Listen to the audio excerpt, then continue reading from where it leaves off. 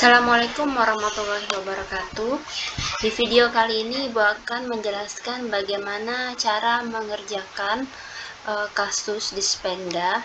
Jadi kemarin kita sudah mengerjakan kasus Dispenda, tapi untuk bagian jurnal, dan ini kita akan mencoba mengerjakan untuk menyelesaikan siklus akuntansinya. Untuk buku besar Ibu lewatin, Ibu skip, karena menurut Ibu itu lebih mudah, karena cara memasukkannya pun sama seperti transaksi akuntansi dagang jasa. Jadi sekarang kita coba mengerjakan siklus akuntansi atau pembuatan laporan sampai akhir. Nah, sebelum mengerjakan membuat laporan, jadi data yang kita perlukan itu pertama adalah data neraca saldo. Nanti Ibu akan berikan. Jadi kalian bisa lihat di file yang Ibu berikan itu ada data neraca saldo. Data neraca saldo. Kemudian ada kasus penyesuaian. Jadi kalian bisa lihat di soal sebelumnya yang di kasus 1 itu ada data penyesuaian, ada 4 data penyesuaian di sini. Sehingga kita sebelum melanjutkan ke neraca lajur sampai laporan, kita buat dulu jurnal penyesuaiannya. Untuk jurnal penyesuaian yang pertama, itu persediaan bahan pakai habis yang masih tersisa sebesar 135 juta. Kemudian kita lihat di neraca saldo, itu persediaan bahan pakai habisnya 150 juta.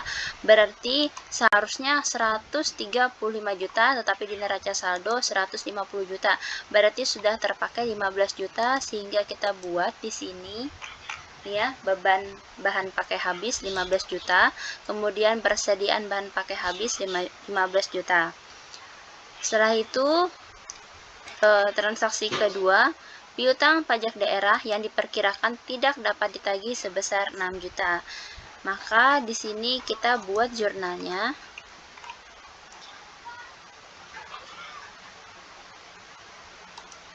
Ini tadi ya. Piutang tadi yang tidak diperkirakan, berarti ini adalah sebuah penyisihan.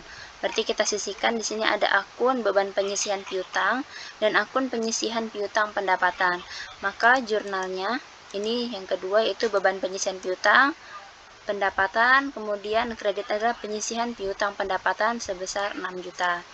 Kemudian transaksi ketiga, pajak reklame diterima di muka yang sudah menjadi hak pemerintah sebesar 120 juta. Di neraca saldo di sini ada pendapatan diterima di muka 210 juta, tetapi 120 jutanya sudah menjadi hak. Berarti pendapatan diterima di muka lainnya ini kita debitkan, berarti kita kurangkan menjadi debit. Jadi pendapatan diterima di muka lainnya 120 juta debit. Kreditnya adalah ini kan pajak reklame, berarti pendapatan pajak reklame LO. Pendapatan pajak reklame LO. Jadi jurnal penyesuaian ini ya. Pendapatan diterima di muka lainnya, kreditnya adalah pendapatan pajak reklame LO. Kemudian hanya cuma 4 ya. Di sini ada penyusutan pada periode 2017. Sender penyusutan alat kendaraan, alat angkutan darat bermotor, alat kantor, alat rumah tangga, komputer, meja, dan kursi, kemudian bangunan gedung tempat kerja, bangunan gedung tempat tinggal. Nah, di neraca saldo di sini hanya ada 2 penyusutan, yaitu penyusutan bangunan gedung dan penyusutan peralatan. Jadi di sini juga bebannya ada juga beban penyusutan peralatan dan ada juga beban penyusutan bangunan gedung. Jadi yang mana masuk peralatan berarti yang A sampai E. Ini kalian jumlahkan, ini adalah peralatan ya. Alat angkut, alat kantor, alat rumah tangga, komputer, meja, dan kursi kerja. Ini masuk ke beban penyusutan peralatan. Kreditnya adalah akumulasi penyusutan peralatan. Ini nominal kalian jumlahkan. Kemudian beban penyusutan bangunan gedung itu yang F dan G. Kreditnya adalah akumulasi penyusutan bangunan gedung. Ya, jadi ini adalah jurnal penyesuaiannya. Kemudian kalian jumlahkan. Setelah itu kalian buat neraca lajur. Jadi kalian bisa buat neraca lajur seperti ini. Kalau biasa itu 12 kolom, ini kalian tambahin jadi 14 kolom, yaitu terdiri dari mungkin di sini nomor akun jika ada, kemudian nama akun, neraca saldo debit kredit, jurnal penyesuaian debit kredit, neraca saldo setelah disesuaikan, kemudian LRA debit kredit, LO debit kredit, dan terakhir adalah neraca.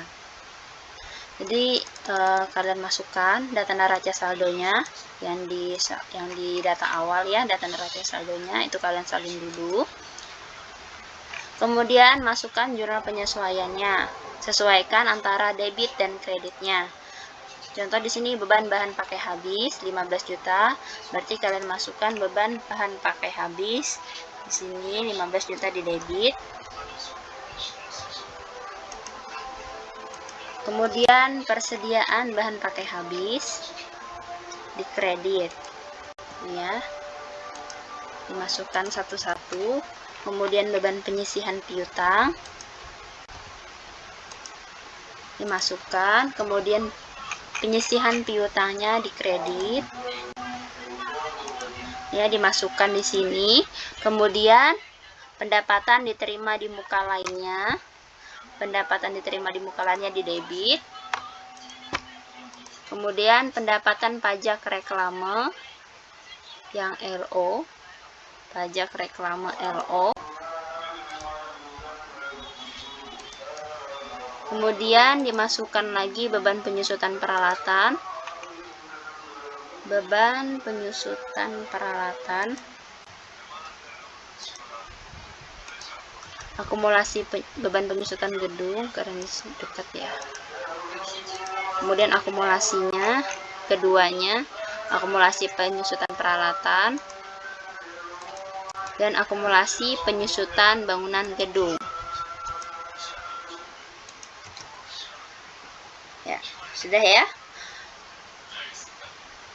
Jika sudah, ini Ibu kasih tips. Jadi kalau mau baik untuk mengerjakan jasa, dagang ataupun manufaktur, membuat neraca lajurnya, biasanya kan paling lama di neraca lajur, karena biasanya tuh ujungnya tuh nggak seimbang. Kalau sudah nggak seimbang itu kan pasti salah.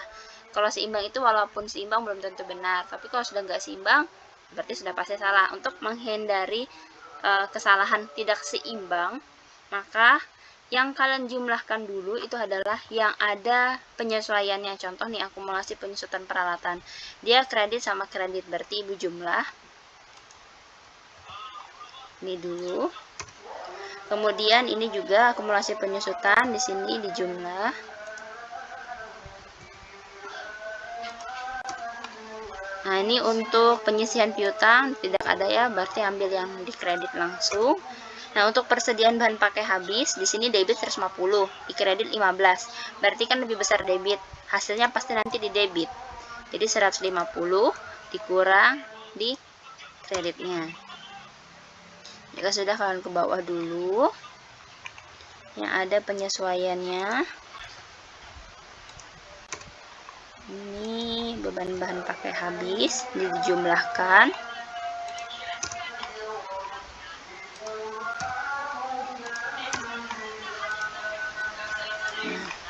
Kalau sudah, kalau sudah kalian rasa benar, kalau ini kan Ibu pakai laptop, ini kan kelihatan situ. Habis itu kalian baru salin. Nah, ini disalin. Yang tidak ada penyesuaiannya disalin, sesuaikan debit kreditnya. Tinggal disalin ya, ditarik ke bawah. Nih ya. Kalau Ibu, ini ada juga nih ya, pendapatan diterima di muka sama ini dimasuk di kredit, dikurang. Jadi pelan-pelan aja ngerjainnya.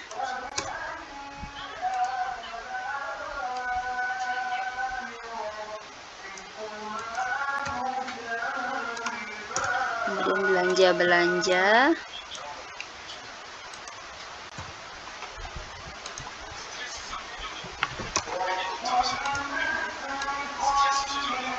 Ini beban-beban.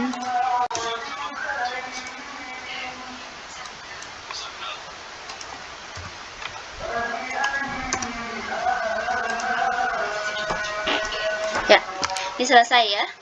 Ini untuk neraca saldo disesuaikan. Kemudian kalian kerjakan LRA. Gimana sih cara ngerjakan LRA? LRA itu hanya ada pendapatan, LRA, dan belanja LRA. Jadi kalian salin data yang di sini ya, sampai belanja. seperti pendapatan LRA dan belanja. Ini kalian copy, ini ibu karena pakai, kalau tinggal salin ya kalau kalian, karena ibu ini tinggal copy.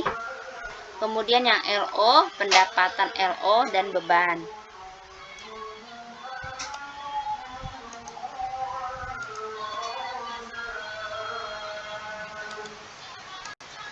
Ya.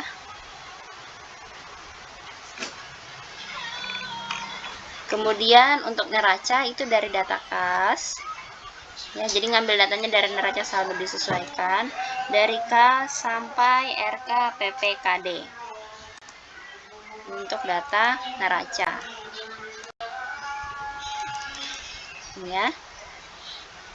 Jadi dibagi. Jadi data dari neraca saldo disesuaikan itu dibagi 3. Dari K sampai RK PPKD masuk neraca, kemudian pendapatan LRA dan belanja itu masuk LRA, pendapatan LO dan beban itu masuk LO. Kemudian kalian jumlahkan. Kalian jumlahkan ini kan nanti pasti ada selisih antara LRA-nya debit kredit, ini kan besaran di debit, berarti kita taruh selisihnya di kredit.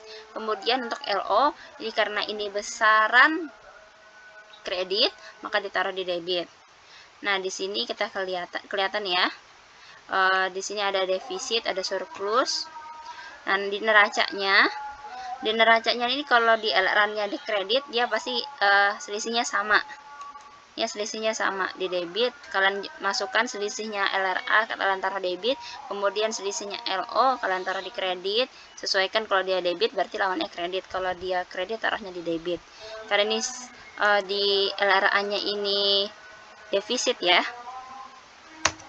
LRA-nya defisit karena dia lebih besar belanja daripada pendapatan, tapi di LO dia surplus karena lebih besar pendapatan daripada beban.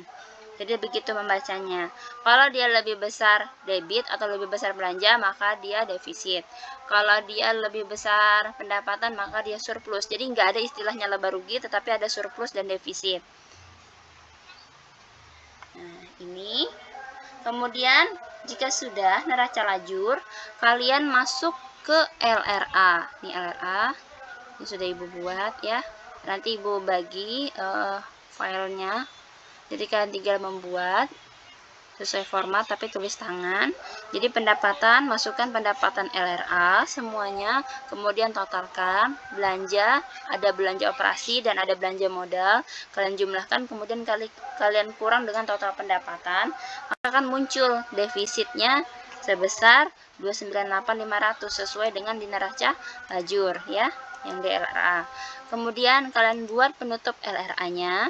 Jadi pendapatan ya, kemudian belanja, ini ada surplus kan, ada defisit, masukkan akun surplus atau defisit LRA. Karena dia defisit, masukkan di akun debit. Kemudian ini ekuitasnya, jadi ini ada selisih tadi ya. Kemudian ekuitasnya, masukkan surplus defisit LRA untuk menutup akun surplus defisit LRA ke ekuitas.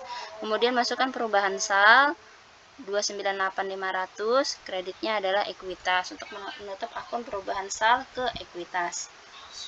Ya, jurnalnya. Di jurnalnya ibu bagikan juga, tetapi angkanya kalian isi sendiri. Kemudian kalian masuk ke LO. Di LO juga sama caranya, pendapatan LO kemudian dikurangkan dengan total beban di total beban, maka akan muncul surplusnya 573 sesuai dengan di neraca lajur. Kemudian buat penutup LO, di sini pendapatan, masukkan beban-beban, karena dia ada surplus, masukkan di kredit, surplus atau defisit LO 573, kemudian masukkan lagi surplus atau defisit LO ke ekuitas.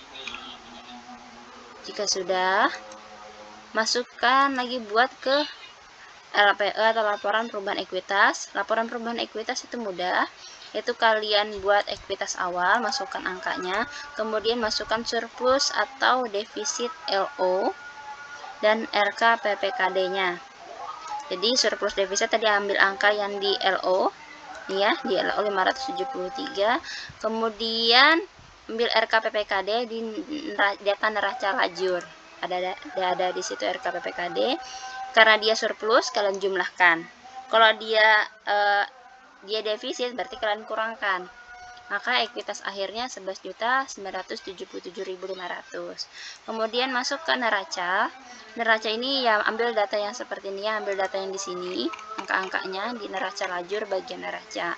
Jadi kalian tinggal masukin kas, nih kasnya, kemudian piutang, itu piutang dikurangin dulu dengan penyisihan supaya dapat piutang pajak daerah bersih, kemudian persediaan tanah untuk bangunan gedung, kemudian di sini alat-alat, di sini Ibu hitung penyusutan nilai bukunya ya, jadi total peralatannya, kemudian dikurangi akumulasi penyusutan peralatan, dapat itu nilai buku, kemudian bangunan-bangunan jadi total bangunan, kemudian dikurangi dengan akumulasi, dapat nilai buku bangunan atau gedung. Nah, kalian jumlahkan di sini. Kemudian utang belanjanya jika ada, tapi di sini ada hanya akun pendapatan diterima di muka yang ada saldonya. Kemudian ekuitasnya ambil data di LPE terakhir, yaitu 11.977.500. Maka hasilnya balance ya antara debit dan kredit. Jika ada pertanyaan, silahkan tanyakan lewat WA ataupun lewat Classroom. Assalamualaikum warahmatullahi wabarakatuh.